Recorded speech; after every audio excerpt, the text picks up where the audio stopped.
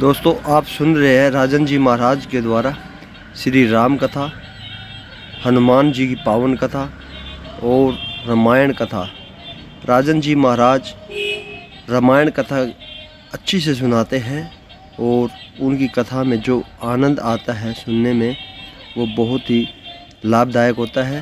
और अच्छे से उदाहरण देकर राजन जी महाराज हमें एक कथा सुनाते हैं। इस कथा में आप सुनेंगे हनुमान जी की पावन कथा और राम जी की कथा। इस कथा में राम जी का वर्णन किया गया है और हनुमान जी का भी वर्णन किया गया है। बहुत ही अच्छे और सरल तरीके से राजन जी महाराज ने समझाया है कि राम जी का चरित्र और हनुमान जी का चरित्र, और जैसे कि शिव कथा, रामायण कथा और आदि कथाओं का वर्णन राजन जी अपने श्रीमुख से करते हैं। जैसे उनके श्रीमुख से फूल बरसते हो, ऐसी उनका एक कहानी और रामायण कथा सुनाने का बहुत ही बढ़िया और सरल तरीका होता है, जिससे प्रत्येक कहानी बड़े अच्छे से समझ में आती है। हम चाहते हैं कि ये रामायण कथा, हनुमान जी की कथा आप भी सुनिए, जिसमें शिव कथा, रामायण कथा और हनुमान कथा राजन जी के श्रीमुख से आप सुनेंगे तो बड़ा ही आनंद आएगा। आप इस वीडियो को पूरा सुनिए दोस्तों, आपको बहुत ही आनंद आएगा। वीडियो अच्छी लगे तो दोस्तों वीडियो को लाइक, शेयर और चैनल को सब्सक्राइब जरूर किया करें दोस्तों। तो चलो करते हैं वीडियो को स्टार्ट दोस्तों, और बड़े ध्यान से सुनना दोस्तों, आपको बड़ा ही आनंद आने वाला है दोस्तों। करते हैं वीडियो को स्टार्ट। मारे असुर द्विज निरभयकारी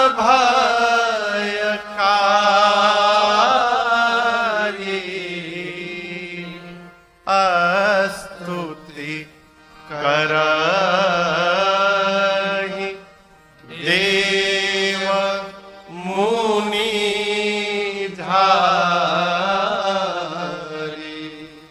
बक्सर में विश्वामित्र जी के साथ मेरे प्रभु श्री राघवेंद्र उपस्थित भय।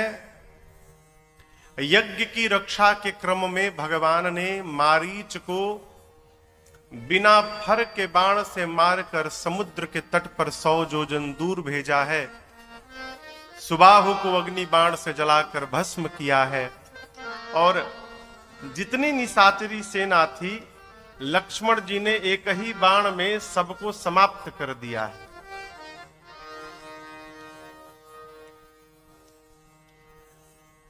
असुरों को गति देने के बाद भगवान विश्वामित्र जी के आश्रम में ही कुछ दिनों तक रुके रहे।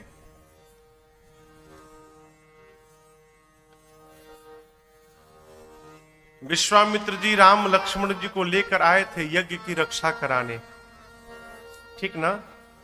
यही कारण था ना। चक्रवर्ती महाराज दशरथ से विश्वामित्र जी ने कहा कि असुर समूह सता वही मोही, मैं जाचन आयौ नृप तो ही। असुर सता रहे हैं, भगवान गए मुक्त किए। जिस कार्य के लिए लाए थे वो कार्य पूर्ण भया।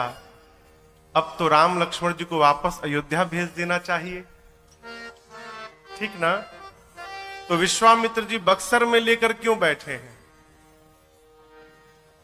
असुरों को मुक्त कराना ये तो एक बीच का निमित्त था केवल। मूल उद्देश्य है भगवान को किसी भी प्रकार अयोध्या से निकालकर मिथिला पहुंचा देना। क्यों? यदि भगवान मिथिला नहीं पहुंचेंगे तो धनुष यज्ञ में धनुष कौन तोड़ेगा?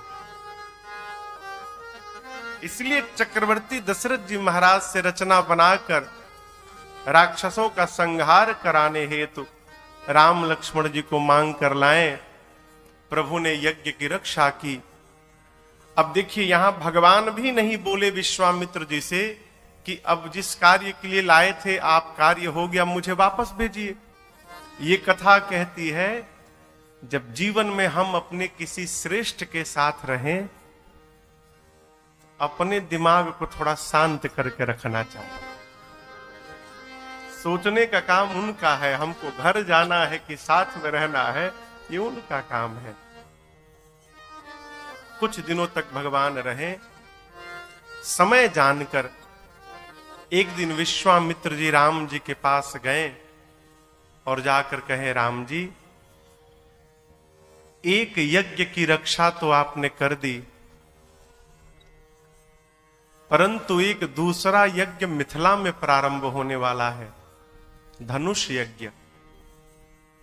और मेरा अपना स्वयं का अनुभव ये कहता है, राम, मेरा यज्ञ पूर्ण नहीं हो रहा था, आप आए, विश्वामित्र का यज्ञ पूर्ण हो गया। मेरा मन कह रहा है यदि आप मिथिला चलेंगे ना तो महाराज जनक का भी यज्ञ आपके जाने से ही पूर्ण हो जाएगा। आप चलेंगे ना? जैसे विश्वामित्र जी ने ये बात कही, मेरे प्रभु हरसे चले मुनि वर के यहां मेरे प्रभु से एक सीखने योग्य मैं बात आपसे निवेदन करूं। भगवान कोई भी कार्य रो कर नहीं करते, इसको जीवन में उतारने का स्वभाव बनाया जाए।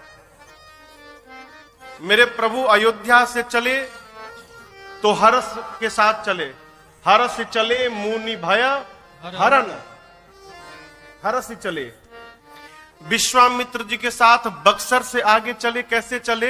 हरसी चले मुनि बर के आगे बढ़े, अहिल्या जी को गति दिए, गंगा जी के तट पर पहुंचे। अब गंगा जी के तट से आगे कैसे जाएंगे? हरसी चले मुनि वृंद सहा। आप जहां पढ़िएगा यही पाइएगा, भगवान जब जब यात्रा प्रारंभ किए तो प्रसन्नता के साथ किए। क्यों?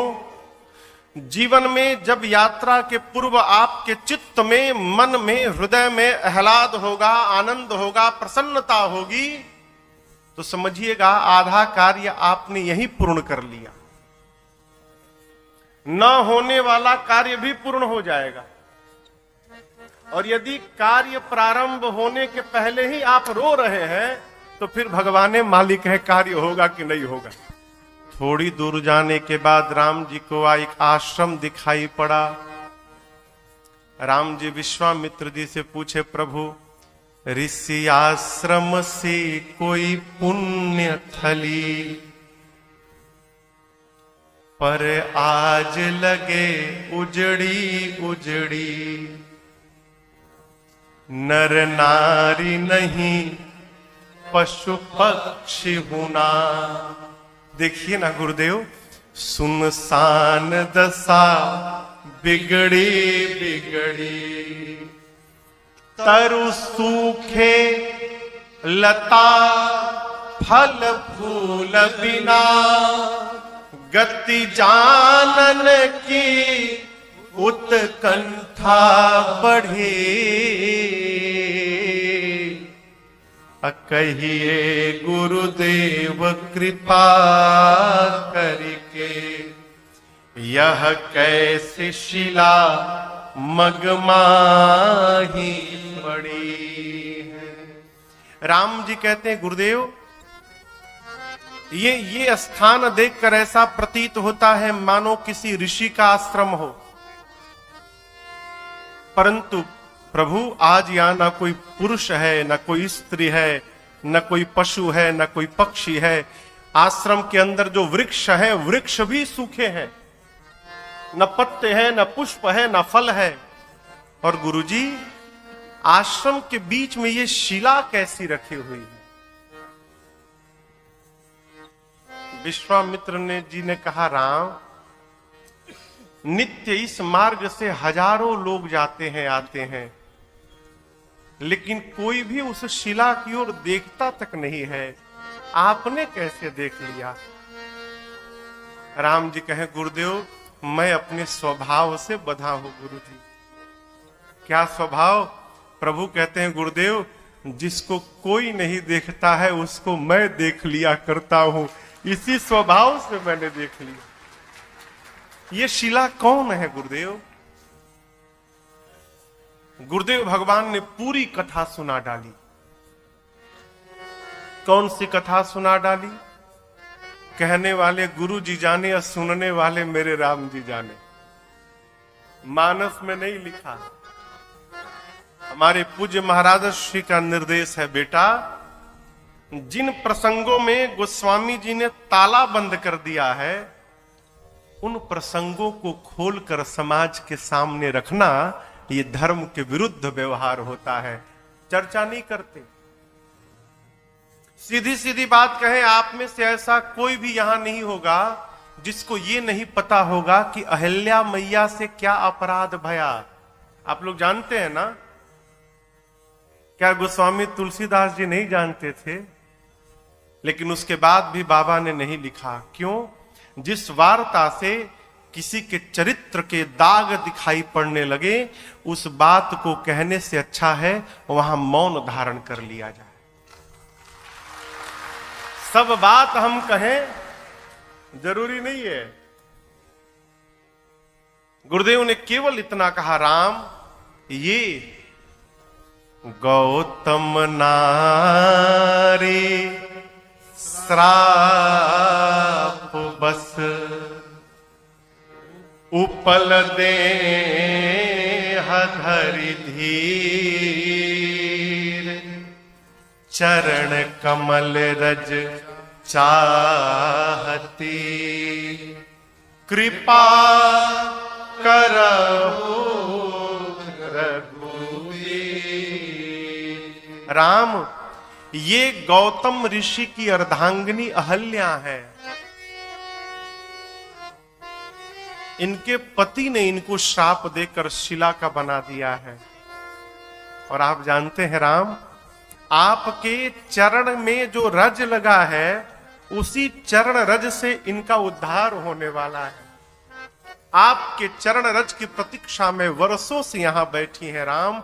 आप राम इन पर कृपा करिए। और एक बात समझिएगा, जब कोई संत भगवान को कृपा करने के लिए कह देते हैं, तो भगवान फिर ये नहीं देखते हैं कि वो कृपा करने लायक है कि नहीं है। संत ने कह दिया तो भगवान फिर सोचना समाप्त कर देते हैं और तुरंत जाके कृपा कर देते हैं। इसलिए मेरे प्रभु के श्रीमुख वचन है, सबसे पहली भक्ति क्या है? संत का संग कर लो, संत के शरण में रहिए। क्यों? संत जब कभी भी अनंत के सामने बैठेगा, और जिस दिन उस संत ने ये कह दिया कि प्रभु आपका एक और बालक है, तनिक उस पर भी कृपा बना के रखिएगा, तो भगवान किसी संत की बात को दुरा नहीं सकते हो और आप पर भगवान की कृपा बरस जाएगी। विश्वामित्र जी ने कहा क्या? कृपा करहु रघुवीर। जैसे गुरुदेव ने कहा, मेरे प्रभु तुरंत जाकर अपने चरण रज का स्पर्श करा दिया। और आपको बताऊं, जैसे चरण रज पड़ा हो, मां अहल्या चैतन्य अवस्था में आ गई। बाबा कहते हैं, परसत पद पावन शोकन सावन, प्रगट भई तप पुंज सही, देखत रघुनायक जन सुखदायक, सन्मुख होई कर जोरी रही, अति प्रेम अधीरा, पुलक शरीरा,